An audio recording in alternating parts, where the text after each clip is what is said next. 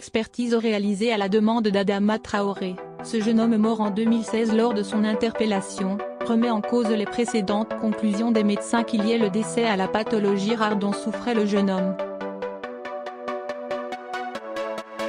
Une nouvelle expertise pour relancer l'enquête.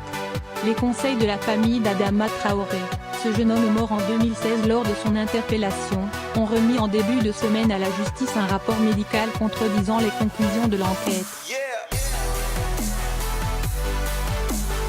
Les précédentes expertises réalisées dans ce dossier avaient mis en lien le décès de ce jeune homme de 24 ans avec des pathologies antérieures dont il souffrait.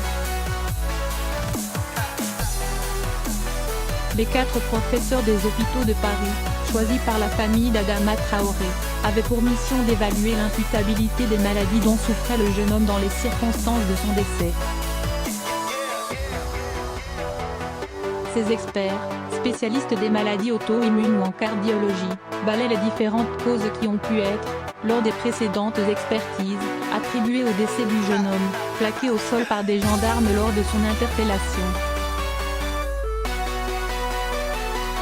Il est probable que la sarcoïdose, une maladie inflammatoire dont souffrait la victime, ne soit imputable à sa mort. Point des conclusions médicalement fausses. Idem pour le trait drépanocytaire, un gène influent sur l'hémoglobine mais affectant rarement la santé des patients, dont était porteur Adama Traoré. Cet élément est totalement exclu par les experts, estimant d'ailleurs que la présence de drépanocytes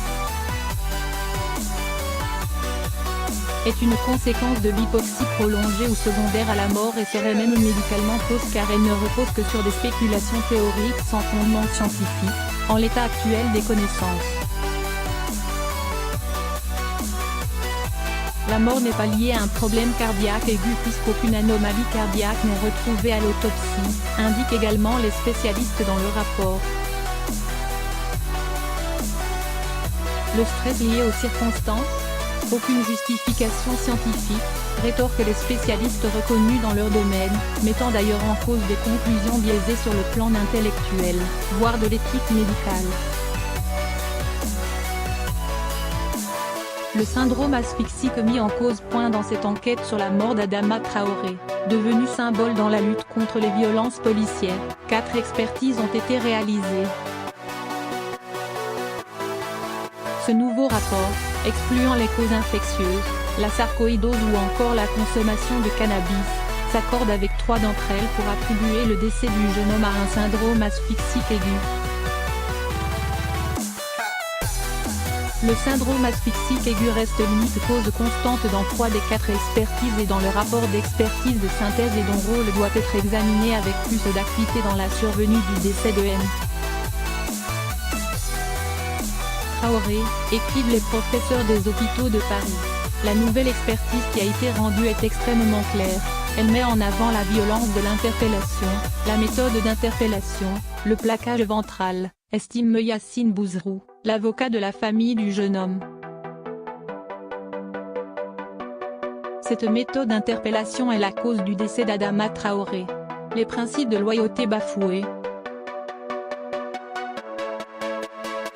Cette nouvelle expertise intervient après que les juges d'instruction de Paris ont rendu mi-décembre un avis de fin d'information, estimant n'avoir plus d'actes à diligenter. Les parties avaient 3 mois pour demander de nouveaux actes d'enquête, alors même que le parquet a indiqué mardi les juges ont terminé leurs investigations. Ce rapport médical figure désormais au dossier. La famille d'Adama Traoré espère désormais que les 3 gendarmes ayant procédé à l'interpellation du jeune homme soient réentendus par les juges alors qu'aucune mise en examen n'a été prononcée dans ce dossier. Il importe de rappeler que ces derniers sont libres de la qualification des faits dont ils sont saisis et que c'est donc en pleine analyse du dossier qu'ils ont fait bénéficier aux 3 gendarmes du statut de témoin insisté, rétorque mais Bossu et Rouillé, les avocats des gendarmes. La défense des 3 gendarmes s'insurge de ce nouveau rapport estimant que les conditions de l'établissement de ce document sont plus que nébuleuses et suscitent de légitimes interrogations. Les avocats rappellent que la famille d'Adama Traoré n'a jamais fait de demande de contre-expertise pour dénoncer l'expertise de synthèse retenue dans le dossier. Les méthodes utilisées par les parties civiles vont délibérément à l'encontre du principe du contradictoire et bafouent le principe de loyauté qui s'impose, conclut-il.